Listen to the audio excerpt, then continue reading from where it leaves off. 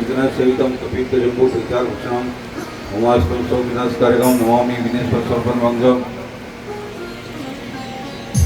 मंच पर हमारे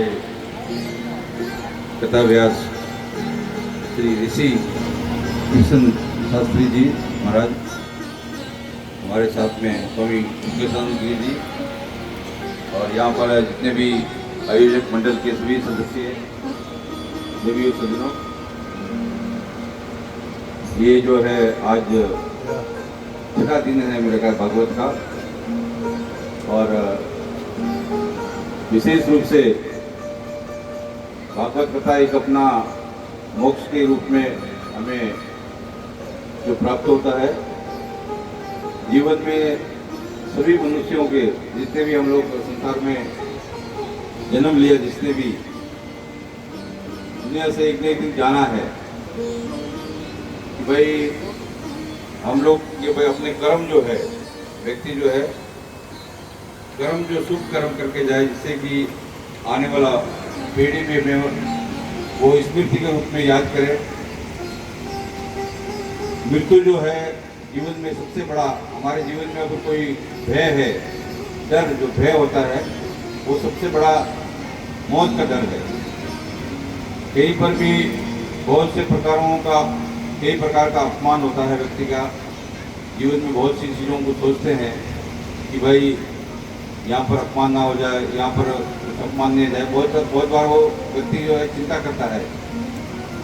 अंत में ये होता है कि सभी मन में भावना होता है कि जीवन का अंत हमारा क्या है, कि इसको जीवन में, इसी जीवन में हम मुक्त हो जाए, इसी जीवन में हम पूर्ण रूप से हमें मोक्ष प्राप्त हो जाए, मुक्ति प्राप्त हो जाए। तो वो है भागवत कथा। भागवत कथा को श्रवण करने से, विशेष करके इस युग में, कलियुग में मोक्ष की प्राप्ति जो है वो भागवत कथा सुनने से ही। जैसे भागवत में प्रसंग आता है कि कंस का जब भविष्यवाणी हुआ, आकाशवाणी हुआ कि तुम्हें देवकी के संतान से आपका जो है मृत्यु हो जाएगा, और एक जब परीक्षित को जो है ऋषि के श्राप से बोला भाई आपको भी इस 7वें दिन मौत हो जाएगी। ऐसे तो जीवन में हमारे सभी के लोगों के जीवन में 8वां दिन नहीं है। दिन जो है वो 7 ही होते हैं, रविवार से सोमवार तक 7 दिनों के अंदर में ही हमारा किसी न किसी की मृत्यु होना है। और मृत्यु का कोई समय निश्चित नहीं होता है। व्यक्ति भाई सोचता है कि भाई मैं बहुत कुछ ये करूँगा, वो करूँगा। ये सोच चिंतन होता है कि हमें शुभ कर्म करने के लिए, अच्छे कर्म करने के लिए, पुण्य कर्म करने के लिए वो समय कभी भी बोले सही समय, हमेशा से सही समय है। सही समय कभी भी बोलेगा भाई सही समय आएगा, सही समय आता कभी नहीं है। आप कोई भी तिथि की, बहुत से लोग बोलते भाई ये तिथि को हम चयन करते हैं, ये तिथि से इससे ये शुभ तिथि होगा, ये अशुभ तिथि है, परंतु मृत्यु को कोई भी शुभ और अशुभ तिथि पूछकर आता नहीं है। मौत जब आते हैं तो वो कभी भी कहीं पर भी रात को सोए, सुबह उठेंगे कि नहीं उठेंगे कुछ पता नहीं है उसका। तो बोले जीवन में हमारे संत लोग बोलते हैं कि अन्न का दाता सदा सुखी, वस्त्र का दाता कमलापति। कोई भी हमारे पास में आए हैं तो उसको बोले अन्न का सबसे बड़ा दान होता है। अन्न दान, नंगे को कपड़ा देना, भूखे को अन्न देना, ये सबसे बड़ा पुण्य होता है। उसका कोई दुरुपयोग भी नहीं कर सकते। बोले जीवन में हमें मोक्ष को प्राप्त करना है।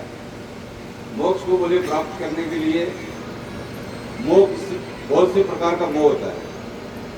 मोह का कई रूप होता है, कई स्वरूप होता है। अब मान लीजिए कि किसी के व्यक्ति को अपने वस्त्रों से प्रेम होता है, बहुत से व्यक्तियों को अपने शरीर से है, अपनी सुंदरता से है, हर किसी को जो है किसी वस्तु से है, किसी को जो है किसी अनाज में है, भोजन में है, फल में है, रस में है। बहुत से प्रकार का मोह, व्यक्ति को मोह होता है, बहुत सी चीज़ों में मोह होता है। परंतु बोले उसका क्षय होना मतलब ये होता है कि भाई जैसा ये मेरे को घुमसा शास्त्री जी ने उड़ाया, अभी मैं थोड़ा देर उड़ा, उसके बाद में रख दिया, उसके बाद कहाँ रखा मुझे पता नहीं, तो इससे मेरा मोह खत्म हो गया, मोह क्षय हो गया, तो ये मोक्ष हो गया। व्यक्ति को जिस भी व्यक्ति को किसी भी चीज़ से जो अंदर से व्यक्ति को जिससे भी वो कभी प्रेम करता है तो कभी तो उसको घृणा भी होता है, परंतु माँ का ऐसा स्वभाव होता है कि वो कभी भी अपने बच्चे से वो करुणा करती है, घृणा करती है, फिर करुणा भी करती है। वो उसको पिटाई भी करेगा तो उसको प्रेम भी करेगी। तो माँ का ऐसा एक भाव होता है हमेशा से, माँ के अंदर ऐसा भाव होता है कि वो कभी भी अपने बच्चे से घृणा नहीं कर सकती है। परंतु मनुष्य के स्वभाव में है कि वो क्षणिक थोड़ा समय के लिए उसको लगता है कि भाई हमको कुछ वो सुख को प्राप्ति कर लिया। वो अस्थायी रूप से रहने वाला नहीं है। एक समय में अस्थायी रूप से कोई भी वस्तु रहने वाली नहीं रहती है। वो शाश्वत जो वस्तु है वो है कि परमात्मा का चिंतन जो है, भगवान का, परमात्मा का, राघवेंद्र का, कृष्णचंद्र जी का, जो प्रभु का चिंतन है, भगवान का, परमात्मा का। हम लोग जो है भजन हमने जीवन में सबसे बड़ा, अभी हमारा ये माता लोग भी यहाँ बैठे हैं, भगत लोग भी है सभी, आप लोग जो है प्रत्येक वैदिक सनातन के, हम लोग बोलते हैं भाई हम लोग का जन्म क्या है कि मोह से जीव लोग जीव भूता सनातना, हम लोग सनातन में जन्म हुआ हमारा सबका। तो हम लोग का क्या कर्तव्य है कि प्रातः काल उठ के हमारे को ये समय का कोई निश्चित नहीं है। व्यक्ति होता है कि बहुत से काम में आजकल व्यस्त होते हैं, कोई रात को 11 बजे 12 बजे सोया तो उसका कल्पना करो वो सुबह 4 बजे उठेगा, नहीं उठेगा। परंतु सुबह उठने के समय में भगवान का नाम लेना, मंदिर में जाना, जो कोई भी अपना जो अपने माँ बाप है, अपने जो आसपास के जो भी आपको सत प्रेरणा देते हैं जिससे कि आपको सकारात्मक ऊर्जा, सकारात्मक शक्तियों की प्राप्ति होती है, तो उनको कभी भी हमेशा नमन करना, उनसे प्रेरणा लेना, तो उनको प्रभु का विशेष रूप से वो अपने एक तो उनका कृपा होता है। जिससे हमारे अभी एक ही आज जो है, आज का जो प्रसंग हमारे ऋषि कृष्ण शास्त्री जी जो बोलने वाले कि भाई अपना रुक्मणी विवाह और हमारा परीक्षित का मोक्ष, ये आज का प्रसंग के मैं वो कार्ड में पढ़ा तो ये इतना भाव से कथा कर रहे हैं। हमारा मोक्ष जो है, मान लीजिए कि जैसे भागवत का तो है, इसमें सभी भागवत एक ऐसा ग्रंथ है जो कि अपने समस्त मनुष्यों के लिए, विशेष रूप से वैदिक सनातन धर्म वालों के लिए इतना अपने को इसमें जो है भोग का प्राप्ति भी होती है, मोक्ष की भी प्राप्ति होती है, अर्थ की भी प्राप्ति होती है और विशेष करके मुक्ति की भी प्राप्ति होती है कि हमारा जिन जीवों का मोक्ष नहीं हुआ, जिनकी मुक्ति नहीं हुआ, वो भागवत सुनने से उनका मुक्ति हो जाती है। ये शास्त्रों में वर्णन है कि भागवत का जो है, भागवत में ऐसा है कि भारत में जितने भी सिद्धांत है, खट दर्शन है, सभी चाहे द्वैत हो या अद्वैत हो या शुद्ध हो, जितने भी सिद्धांत है सभी सिद्धांत भागवत को मानते हैं।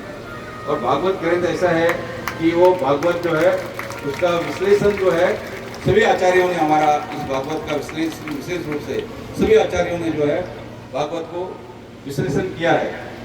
आज के समय में बहुत से लोग बोलते हैं भाई कि इतना दुनिया में भागवत का कथाकार हो गया, हम ये कहते हैं कि अमृत का जितना भी संख्या बढ़ जाए वो उतना अच्छा है? पाप का संख्या बढ़ना वो अच्छा नहीं है ना जी। कभी भी कोई कुकर्म का संख्या बढ़ना वो अच्छा नहीं है। परंतु हमारा सत्संग है, भक्ति है, कथा है, प्रवचन है, जितना ज़्यादा लोग करेंगे और हमारे बहुत से आज समय में आज युवा लोग जो हमारे कथा, बहुत से युवा लोग कथाकार है, बहुत से नए नए सब आ रहे हैं। ये बहुत अच्छा है कि हमारा पूरा विश्व के अंदर में आज के समय में पूरा विश्व इसको मान रहा है कि वैदिक सनातन धर्म ही सबसे श्रेष्ठ धर्म है, जो कि सभी लोगों के लिए मोक्ष की, सभी लोगों का उत्थान की कामना करता है। बोला गया कि धर्म का जय हो और धर्म का नाश हो, विश्व का कल्याण हो, प्राणियों में सद्भावना हो। तो हम लोग प्रत्येक जीव के लिए, प्रत्येक मनुष्य के लिए हमेशा कल्याण की भावना रखते हैं। किसी का भी हम लोग अहित करने का कोशिश नहीं करते हैं। कहीं पर भी पूरा विश्व में जाते हैं, पूरा दुनिया में कहीं पर भी, तो सनातन धर्म का जो है ये हमारा कथा है, प्रवचन है, भागवत है, रामायण है, गीता है, इसके ऊपर में हमारा जितने भी कथावाचक है वो एक व्यास जी के रूप में, वेद व्यास जो है जिन्होंने सब ग्रंथों का उन्होंने भाष्य किया और लिखा नहीं, क्योंकि ये परमात्मा का वाणी है। सभी ग्रंथ हमारे जो है वो परमात्मा का मुख से निकला हुआ है, सब वाणी है। तो निश्चित रूप से महाराज सुखदेव जी ने ये भगवत को जो है अपने परीक्षित को सुनाया कि उसका मोक्ष प्राप्त करने के लिए, तो निश्चित रूप से उसका मोक्ष होगा। और आप लोग जितने भी इधर सुनने में भागवत कथा, आपको भी मोक्ष प्राप्त होने वाला है। और मोक्ष का यही है कि व्यक्ति को जीवन में सकारात्मक चिंतन आना, नकारात्मक चिंतन जो आजकल बहुत से प्रकार का टेंशन है वो खत्म होकर आपके विचार में सकारात्मक चीज आ जाए। जो नकारात्मक चीजें हैं उनके आपको छूट जाए और सकारात्मक जो सात्विक चीजें हैं उनके प्रति आपका भाव आ जाए, यही मोक्ष होता है। तो निश्चित रूप से आप सबका कल्याण हो। इसके साथ में मैं अपने वाणी को विराम। हरि ओम, जय हो, हर हर महादेव।